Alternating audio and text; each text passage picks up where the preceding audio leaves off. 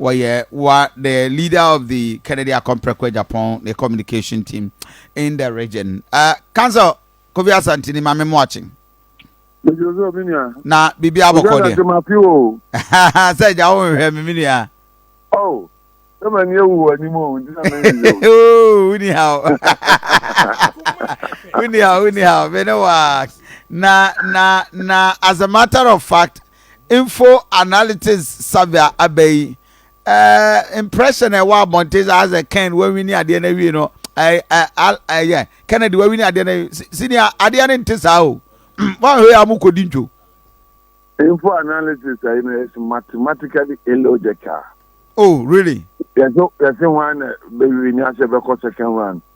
Ubi benya 43 now benya 20 something. Okay, couple more 100% was undecided. Undecided the analysis. If that were the case, then the conclusion that there will be a second round shouldn't have been. Because Kennedy 23 is a straight win for Bawumia. Okay. You know, sir, Akoto and Ademu Nimo, Abaya Koti, Obaja campaign cry. Abaya Koto in an form or I did the most Marine, Kakra. Number, yeah. Yes, yeah, and the campaign. Mukamusia more, baby. Yes, Akoto and Kasa Akoto Wisiano. I see. NP, I had difficult say over soldiers second year 23% year second round. That will never happen. And so to that extent, I think that info analysis and accurate. That notwithstanding, it is a wake up call for us. Okay. You know, I think relaxing. We are Jumadin because 1 week is enough time to bring about change. Now let me tell you. The info 1 year day, minimum your grounds. We have research personnel, and I answer by virtue of training academically and home training. We have the sense of analysis to know what is going on the ground, and we know. Okay. I think 2 days ago, Mikoshia Alan supported. To my utmost surprise, they have about 600 people per delegate supporting Alan. Hey! Our Fabri is. And then Alan was supported, sir.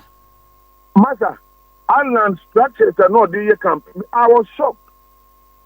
They took time to tell me about their structures, the women's wing, every police station they had one as a serious. And we spoke to them and they agreed with us and through their support. They are assuring me that if we just break East there, it is the 90% East. Hey! Yeah, the new mission, I'm meant to be in slow. Alan Fue, yeah, Nick Kennedy for your waiting. Hey, Alan Kennedy. Second verse. Alan Fue, yeah, Nick Kennedy for your wedding chorus. I see a man for,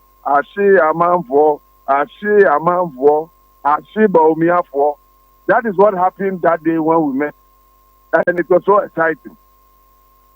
And so because you say I caught ground to power me and say, Bawumia never really let you hear. Nipa no di agro.